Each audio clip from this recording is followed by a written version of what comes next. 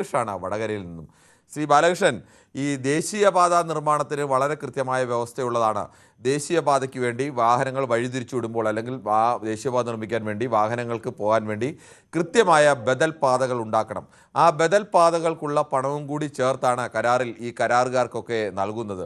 പക്ഷേ ഈ കേരളത്തിൻ്റെ മിക്ക സ്ഥലങ്ങളും പരിശോധിച്ചാൽ അറിയാം, ബദൽ പാത എന്ന പേരിൽ എവിടെയെങ്കിലുമൊക്കെ ഒരു വഴിയുടെ സൈഡ് കുണ്ടും കുഴിയും ഒക്കെ നിറഞ്ഞ് ആ ഒരു ബദൽ പാതയൊന്നുമില്ല. അതിനുവേണ്ടിയുള്ള പണമടക്കം ഇവർ മുക്കുമ്പോൾ ഇതിൽ മിണ്ടാതിരിക്കുകയാണോ ഇതിന് ഉത്തരവാദിത്തപ്പെട്ടവർ? നമസ്കാരം സാർ. നമസ്കാരം. അതിദാരുണമായ സംഭവമാണ്. ദേശീയപാത അതോറിറ്റിക്ക് തന്നെയാണ് ഇതിന്റെ പൂർണ്ണ ഉത്തരവാദിത്വം. അതിൽ യാതൊരു സംശയവും വേണ്ട. ഇതിന്റെ ഈ ബദൽ റോഡ് സംവിധാനത്തിൽ നമ്മുടെ ബഹുമാനനായ പൊതുമരാമത്ത് മന്ത്രി കേരളത്തിൽ ഓരോ മാസവും റിവ്യൂ നടത്തിയിട്ടാണ് ഞങ്ങൾ ഇതിനെപ്പറ്റി പരിശോധിച്ചാണ് ഈ ഒരു തലശ്ശേരി അങ്ങോട്ട് ഉദ്ഘാടനം ചെയ്തപ്പോ അദ്ദേഹം പറയുണ്ടായി. അദ്ദേഹത്തിന്റെ സംസ്ഥാനത്തെ ബദൽ റോഡുകളിൽ ഇങ്ങനെ ദാരുണമായ സംഭവങ്ങൾ ഉണ്ടാവുമ്പോൾ അദ്ദേഹം എവിടെയാണ്? ഇതിനൊക്കെ ഒരു അരമണിക്കൂർ എടുത്ത് അദ്ദേഹത്തിന് ഒരു റിവ്യൂ നടത്താൻ സമയം കിട്ടുന്നില്ലേ?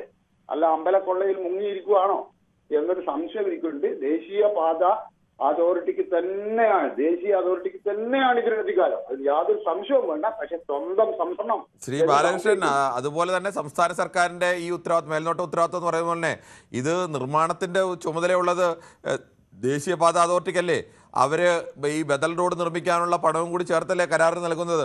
അങ്ങനെ ബദൽ റോഡ് നിർമ്മിച്ചിട്ടാണോ കേരളത്തിൽ എവിടെയെങ്കിലും നിർമ്മിക്കുന്നത്? എവിടെ ഈ അരൂർ ഈ സ്ഥലമൊക്കെ അവിടെ ഒന്ന് കടന്നു പോകണമെങ്കിൽ രാവിലെ 10 മണിക്കോ അല്ലെങ്കിൽ 8 മണിക്കോ അല്ലെങ്കിൽ ഒരു 12 മണിക്കോ കടന്നു പോകണമെങ്കിൽ 2, 3, 4 മണിക്കൂർ എടുക്കുന്ന അവസ്ഥയാണ്. അവിടെയെങ്കിലും റോഡ് നിർമ്മിച്ചിട്ടേ ഇല്ല. കരാറിലുള്ളതാണ് ബദൽ റോഡ് കൃത്യമായി നിർമ്മിച്ച് ആ ബദൽ റോഡിൽ കൂടെ വാഹന സൗകര്യം ഉറപ്പാക്കിയിട്ട് വേണം ചെയ്യേണ്ടതെന്ന്. അപ്പോൾ ഈ പണം മുക്കുന്നൊക്കെ കണ്ടിട്ടും മിണ്ടാതിരിക്കുന്നത് എന്താണ് അവരും? അത് റൈറ്റ് ആണ്. ദേശീയപാത അതോറിറ്റിക്ക് തന്നെയാണ് ഇതിന്റെ ഉത്തരവാദിത്തം. പബ്ലിക്കിനോട് അവർക്ക് കമ്മിറ്റ്മെന്റ് ഉണ്ടെങ്കിൽ അവർ നടപടി എടുക്കണം.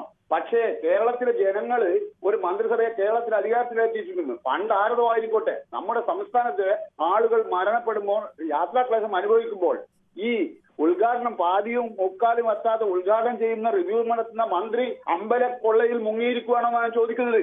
അദ്ദേഹത്തിന് പ്രതികരിച്ചൂടെ? അദ്ദേഹത്തിന് ഒരു ഉത്തരവാദിത്വമില്ല. റൈറ്റ്, ഞാൻ അനുവദിക്കുന്നു. ഇത് സെൻട്രൽ ഗവൺമെന്റ് ഉത്തരവാദിത്വം തന്നെയാണ് ഈ റോഡ് വഴി നടക്കുന്നത്. അതിന് യാതൊരു സംശയവും വേണ്ട. അവർക്ക് തന്നെയാണ് ഉത്തരവാദിത്വം. അത് ശ്രദ്ധയിൽപ്പെടുത്താനും ഇവിടുത്തെ പബ്ലിക്കിന്റെ കൂടെയും നിൽക്കാൻ ഈ മന്ത്രിമാർക്ക് സ്വർണം കക്കാനാണോ സമയം? സ്വർണത്തിൽ മുങ്ങിയാണോ? ഈ താങ്കൾ ഇടയ്ക്കിടയ്ക്ക് ഈ സ്വർണം കക്കുന്ന കാര്യം പറയുന്നതിന് അതിന് ഇടയ്ക്കിടയ്ക്ക് സ്വർണ്ണത്തിന് ശബരിമല സ്വർണ്ണവുമായിട്ട് ഏതെങ്കിലും തരത്തിൽ മന്ത്രി മുഹമ്മദ് റിയാസിന് ബന്ധമുണ്ടോ? പിന്നെ താങ്കൾ ഇടയ്ക്കിടയ്ക്ക് അതിങ്ങനെ പറഞ്ഞുകൊണ്ടേയിരിക്കുന്നു. കള്ളൻ കമ്മ്യൂണിസ്റ്റുകാരനാണ്, തെളിഞ്ഞു. കമ്മ്യൂണിസ്റ്റുകാരനാണ്. അതല്ലല്ലോ ചോദ്യം. അപ്പോൾ ഇവിടുത്തെ കള്ളൻ ആരാണ്? ഇവിടുത്തെ കള്ളൻ ദേശീയപാത അതോറിറ്റി തന്നെയാണ്. ദേശീയപാത അതോറിറ്റി ആരുടെ കീഴിലാണ്? പക്ഷേ കേരളത്തിലെ പബ്ലിക്കിനോട് കമ്മിറ്റ്മെന്റ് ഉണ്ടെങ്കിൽ ബാലകൃഷ്ണൻ, ദേശീയപാത അതോറിറ്റി ആരുടെ കീഴിലാണ്? ഇതിനൊരു ആരോപണം ഉന്നയിക്കാൻ ഈ മന്ത്രി എവിടെ? ശ്രീ ബാലകൃഷ്ണൻ, ദേശീയപാത അതോറിറ്റി ആരുടെ കീഴിലാണ്? സെൻട്രൽ ഗവൺമെന്റ് ആണ്. അവിടെ ഇത് നോക്കാനും കാണാനും ഒന്നും ആളില്ലേ? അതിന് കേരളത്തിൽ ഒരു ചുക്ക് ചുണ്ണാമ്പില്ല. പക്ഷെ കേരളത്തിൽ ജനങ്ങളോട് കമ്മിറ്റ്മെന്റ് ഉണ്ടെങ്കിൽ ഇതിനെതിരെ പ്രതിഷേധിക്കണം. ശരി ബാലകൃഷ്ണൻ, നോക്കാൻ ഉത്തരവാദിത്തപ്പെട്ട ആളുകൾക്ക് പഴിയില്ല.